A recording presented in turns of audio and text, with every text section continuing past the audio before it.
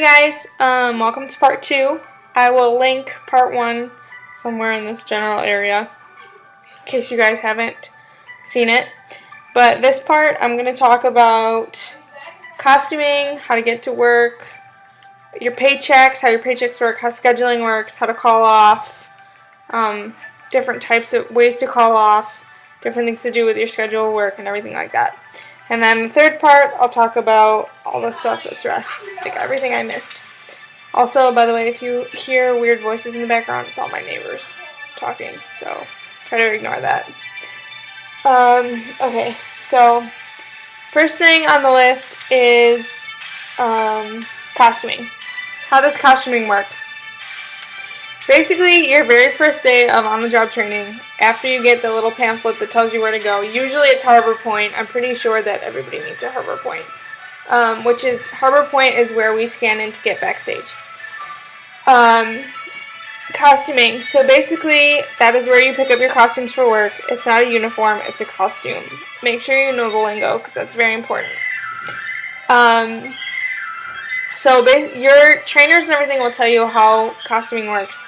But the gist of it, you get to take out 3 costumes. You can take up to 3. So for my costume, I have a shirt, a skirt, and an apron, and a headband. So I get 3 shirts, 3 skirts, 3 aprons, and 1 headband. You can bring your costumes back to costuming every day and check out new ones. I, however, have a sensitivity to laundry detergent, so I just pick up all 3 when I start, and I just keep washing them at home. It's a lot easier for me to wash them at home because I can use my own detergent, and they're there. I don't need to go to work an hour ahead of time to make sure they have the right size costume, like they're already in my closet. And especially if, like, for quick service food and beverage, a lot of times, like, I'll keep the skirts and the shirts at home to wash, but the aprons, like, I'll get a new apron a lot of times, because if it gets really gross with everything that's going on at your location, then you might want to just take it back to costuming and get a new apron. It's pretty straightforward. But you can take out up to 3 at a time. You can wash them at home or return them. It's all up to you. If you lose something, make sure you go and you tell the costuming cast members, because if you, like, at the end of the program, if you don't turn it all in, it gets marked as stolen and you get a restricted rehire status, which means they won't hire you anywhere within the Disney company because you stole from them. So just make sure that if you lose something, if you know you lost something, if something's damaged, take it to costuming right away. Bring yourself to costuming. Tell them, let them know the situation, and they'll be willing to help you out. Also, locks for work. So, this is also going to be explained to you at costuming, but just the gist. Disneyland issues you a company combination lock for your locker for work. So at your location, there's lockers backstage where you can leave your bag, your lunch, whatever you need to. My tip: bring a keychain to put on your lock, because, like, everybody has the same lock. So in order to remember which one's yours, instead of memorizing the number on the locker every time, bring a keychain. So much easier. So there's that. And you have to turn in your lock when your program ends. Unless you stay, then you're fine. Unless you stay on after the program, that's what I meant. Let's see. So I pretty much covered that. Getting to work. So I know a lot of you are concerned because some of you have a car, some of you don't have a car.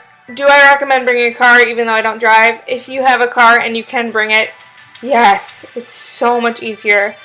I was lucky enough, 2 of my roommates, my first program had cars, or 3 of them actually had cars, and my summer alumni program, my one roommate had a car, and then you make friends with people who have cars. So much easier. That way, because unlike Disney World, we don't have Disney-sponsored transportation to get us to work. We have to take Anaheim public transportation. So taking the bus, it takes like 10 minutes to get from Carnegie, to the bus stop at the corner. There's 2 different bus stops. There's the 43 and the 543. The 543 is the Bravo bus. It comes more often, and there's less stops. So if you're ever late for work one day, I recommend taking the 543. The 43 is, like, super slow. Even though most of the time I'm too lazy to walk to the 543 bus stop because it's like a block more, but whatever. do what you gotta do. But honestly, like, I mean, it's not super bad, but it's so much easier having a car because, like, your roommate, even if your roommate doesn't work that day, like Deidre, for me, thank you, Deidre, by the way. I know I've thanked you 1,000 times, but Deidre would literally get up 10 minutes before we had to leave, drop me off at the drop-off lot in front of Disneyland, and go back home and go back to bed. And I literally love her for that. It was so much easier because I could just, you know, wake her up, be like, okay, it's time to go, hop in the car, and I'd be there in 10 minutes versus waiting half an hour for the bus.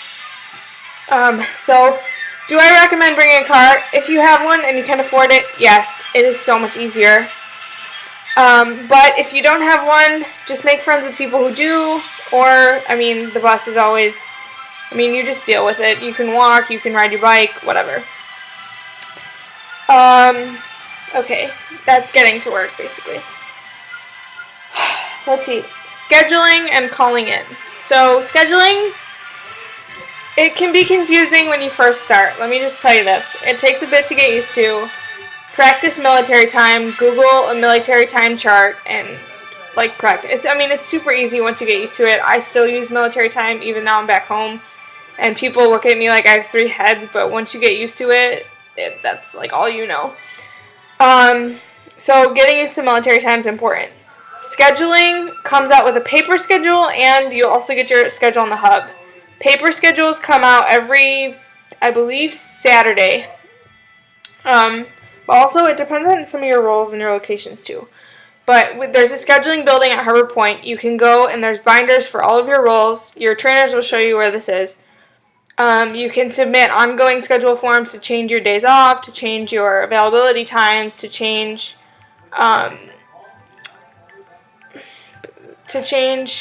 like I said, your days off when you want to work, whatever. If you want to pick up extra days, you can let them know on there.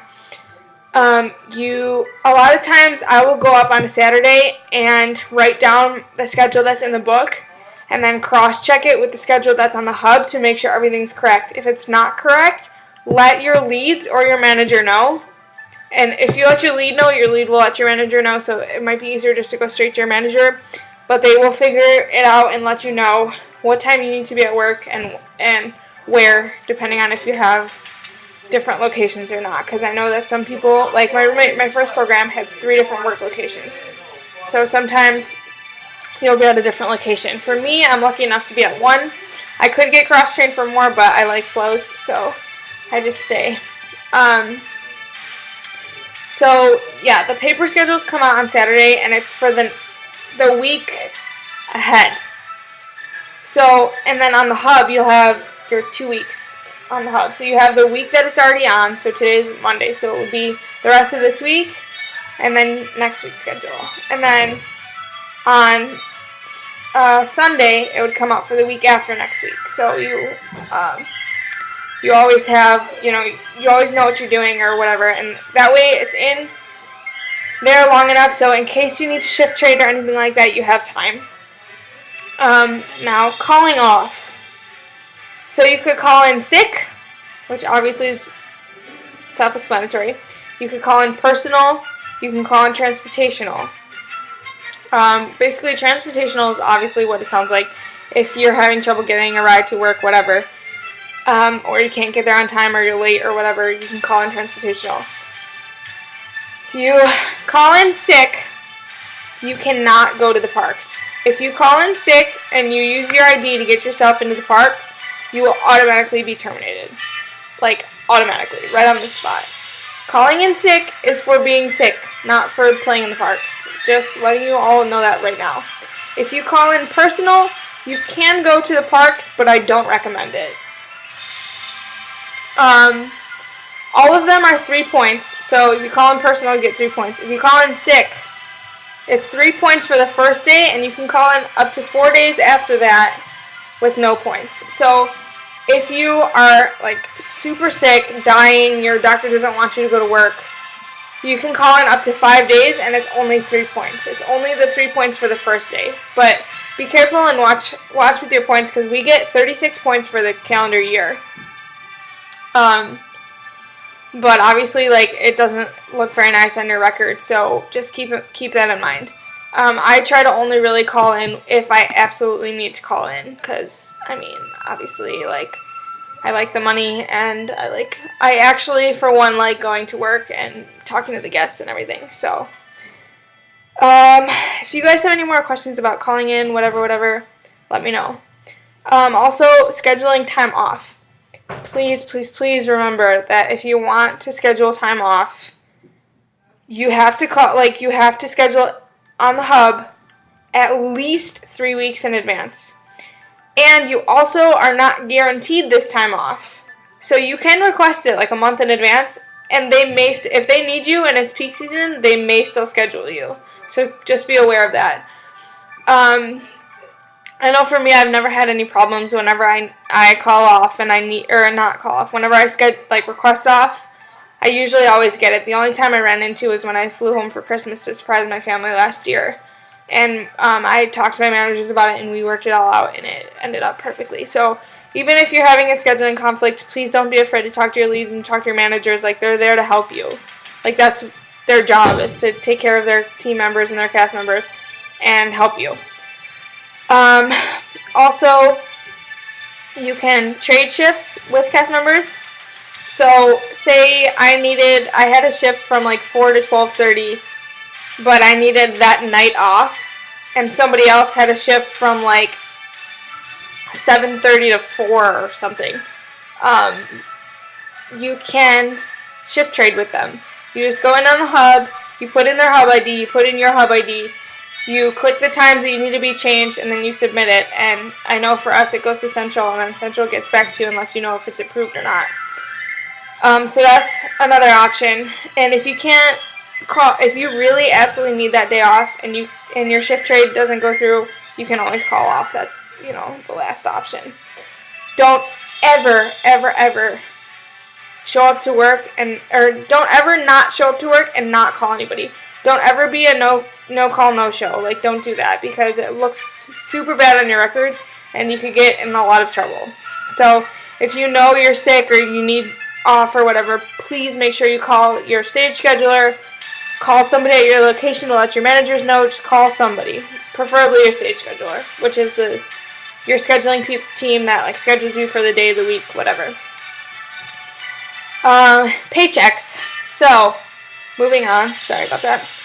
Your paychecks come out every Wednesday night, Thursday morning-ish. Always remember Epcot. Every paycheck comes on Thursday. They will nail that into your brain. Just letting you know. And it's easy to remember Epcot, whatever. So you get your paychecks Wednesday night, Thursday morning, somewhere in there. I always make sure I have direct deposit, because my bank charges me to deposit checks that's not at my bank, so I make sure it goes right into my bank account. And then Carnegie's rent gets pulled out of your paycheck, or pulled out of your bank account on Friday. So always be careful of what you spend on Thursday. Make sure you have enough to take out for rent on Friday, and it comes out automatically. When you check in, they'll have you put in a void check so you can take your rent out every week. And if you're not on the payroll by the time you get there, you can always go to Team Disney Anaheim, which is this giant yellow building behind Toontown, and they will help you out, payrolls there and everything. Okay, so I think I covered that. Cast member perks.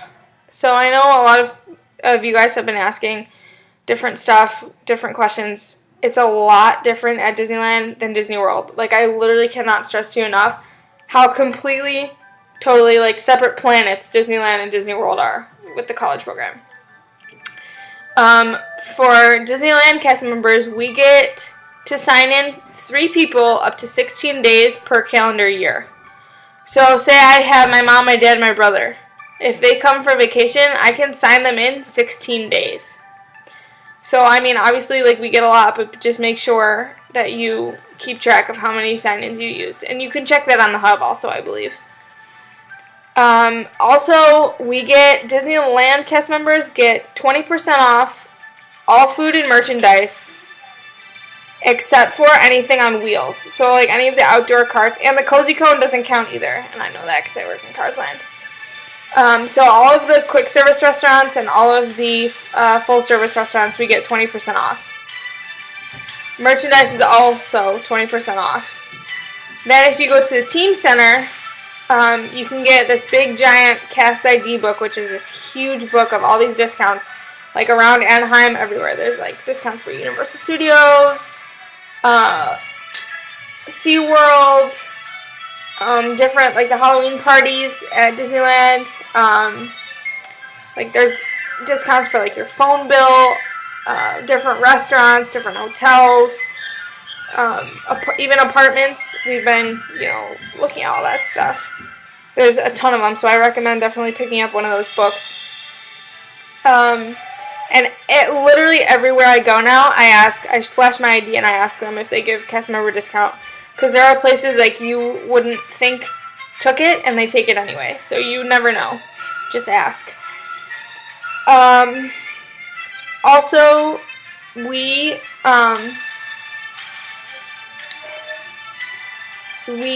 cast members, aside from the ID book, we also have Company D, which is a company store for cast members only, and we get discounts on things. So that's another thing to check out on your day off. Okay. Inspections and Carnegie. So inspections happen every 2 weeks, so it's every other week. And they, they'll have, a checklist of things to look. So, while we're cleaning, we make sure we, mentally check them off. It's pretty straightforward. Just don't make a mess. Clean up after yourself. We're all college students. It's really not that hard to pass. If you don't pass it the first time, you get a retake. I'm not sure what happens when you fail the retake, because that's never happened. We've always passed our inspections. Also, Carnegie. So, we are not allowed to have overnight guests. We have a curfew at 1 a.m. Everybody that doesn't live there has to be out of the building at 1 a.m. If you feel like sleeping over somebody else's room, by all means, go ahead. That has happened before. But technically, visitors are supposed to be out at 1 a.m. Also, Car Park 3 and Car Park 4 that are down the street and across the street from Carnegie, they have a 2-hour parking limit if you don't have a pass for the building. So if anybody's coming to visit, make sure they move their car every 2 hours or you are going to get ticketed.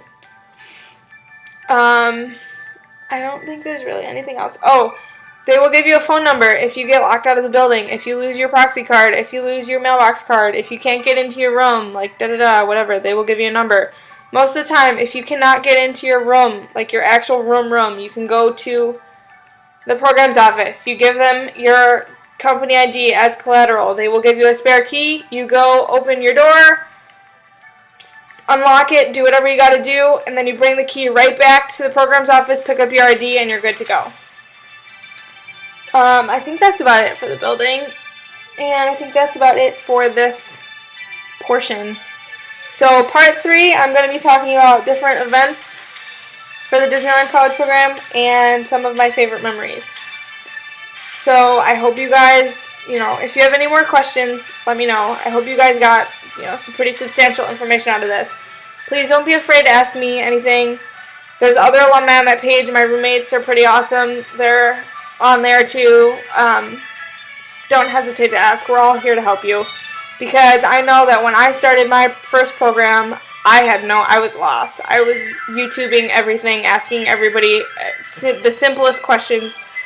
Once you get there, obviously it's pretty straightforward, but I like to be prepared, and I want you guys to be prepared, so this is why I'm doing this for you guys. Okay, so I will see you guys in part 3. Like I said, I'm just going to talk about different events that we do and some of my favorite memories from my program, so that's pretty exciting. Alright guys, I will see you in part 3. Have a magical day, guys. Bye.